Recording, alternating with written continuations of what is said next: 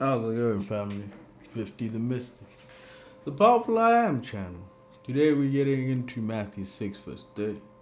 Wherefore, if God so clothe the grass of the field, which today is, and tomorrow is cast into the oven, shall he not much more clothe you, O ye of little faith? It uses the imagery of grass to make a profound point about trust, identity, and divine care. Grass of the field symbolizes things that are temporary, fragile, and easily replaced. Grass appears quickly, disappears quickly, and holds no special status in creation. It represents the simplest, most overlooked aspect of nature. Even these receive God's attention. Grass symbolizes human concerns that are small compared to the vastness of God's care. If something so temporary is clothed with beauty and provision, how much more the human soul, which carries divine breath, which today is and tomorrow is cast into the oven, symbolizes the impermanence of earthly things. Grass grows, dries up, and is used as fuel. Jesus intentionally uses one of the lowest, most common elements of nature to highlight the contrast between God's care for the temporary and His even greater care for what is eternal. In spiritual symbolism, humans represent eternal purpose and divine identity. If grass receives attention, humans receive intention. Shall he not much more clothe you? Symbolizes divine provision not just for physical needs, but for identity, purpose, and spiritual covering. Clothing in Scripture often represents righteousness, protection, dignity, and identity.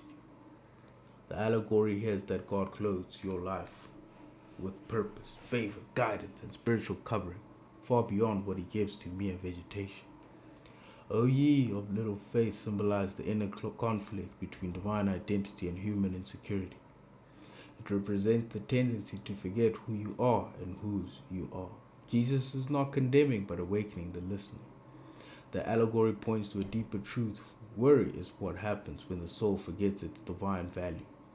This verse calls you to recognize that if God cares for what is temporary, He cares infinitely more for what is eternal you. Because it speaks directly to how the human mind processes fear, uncertainty, and trust. When Jesus compares human anxiety to the grass of the field, He is addressing a core psychological pattern: the mind's tendency to exaggerate danger and underestimate support. In the architecture of the mind, worry is a response triggered when the brain perceives uncertainty as threat.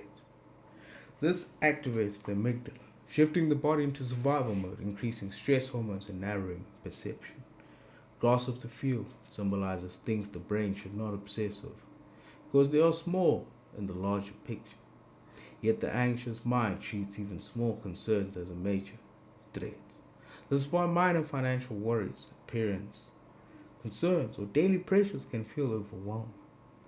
The brain is wired to protect you, but without trust, it becomes overactive, interpreting normal life fluctuations as danger. It's one of the most deceiving things, the mind itself. It's very dangerous, if not brought to the point of view, taming how it reacts and operates to things.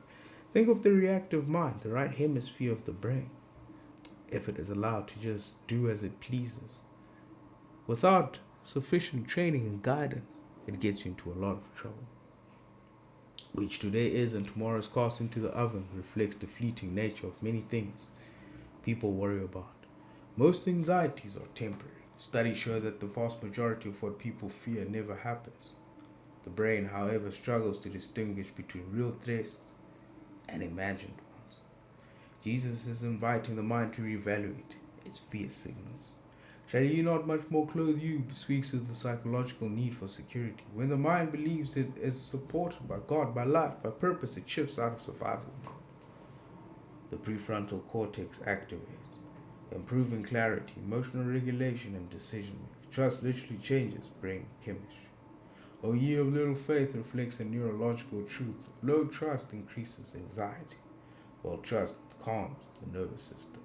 Faith strengthens cognitive stability. When you believe you are supported, your internal stress circuits deactivate and your psychological resilience rises.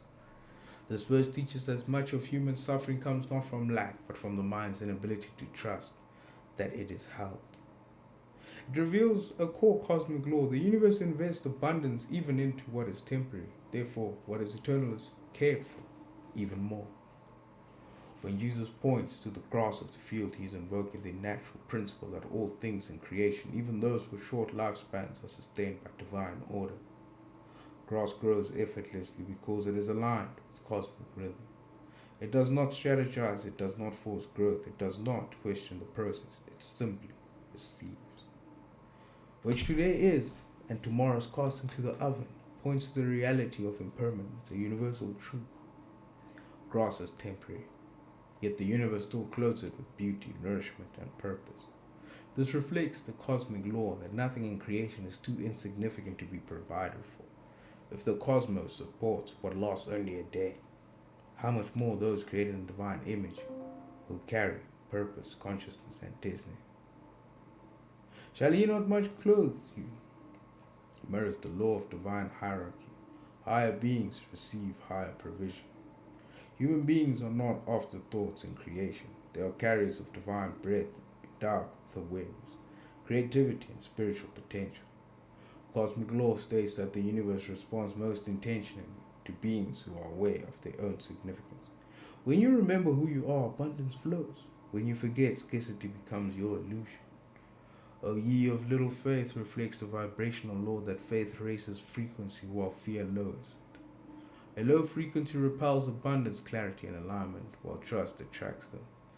The universe cannot clothe the mind that is closed in fear. It can only clothe the mind that is open in faith. The verse teaches that nature is proof of divine provision. If the temporary is cared for, the eternal is protected even more. Your life is already surrounded by the intelligence that sustains the cosmos. You simply need to align with it. It offers one of the most grounding and reassuring truths for everyday life. If God takes care of what is temporary, fragile, and easily replaced, He will certainly take care of you. This verse invites you to challenge the fear that you must survive life on earth. Many people live with the pressure of self-preservation, believing that everything depends on their effort, intelligence, or hustle. This mindset leads to exhaustion, anxiety, and emotional instability. Think of the way we taught to operate in everyday life, and think about the levels of anxiety and exhaustion, burnout that is affecting a lot of people. Grass of the field reminds you that even the smallest things in creation are surrounded by divine order. Grass receives sunlight, water, soil, and nourishment without striving. This teaches you to trust that support exists around you in ways you may not yet recognize. Provision is not created solely through effort, but through alignment with the right environment, opportunities, and timing. Which today is and tomorrow is cast into the oven, is a reminder that many of these things you worry about are temporary. Fear makes everything feel permanent. But most challenges pass. Even though during the challenges themselves it may feel heavy, it may feel brutal. Most problems resolve. Most situations shift with time. Worrying about what is temporary steals energy from what is eternal. Your purpose, your growth, your calling, your inner peace. Shall He not much more clothe you? Advise you to replace fear with confidence. You are not grass. You are a being of purpose, guided and supported by the same intelligence that sustains the universe. This means trusting that the next step will appear, the right resources will come, opportunities will open, and solutions will arise. Trust does not mean doing nothing. It means doing your part without fear, draining your power. A year of little faith is not condemnation, it is an invitation to expand. Every moment of trust strengthens your emotional stability, decision-making, and spiritual clarity.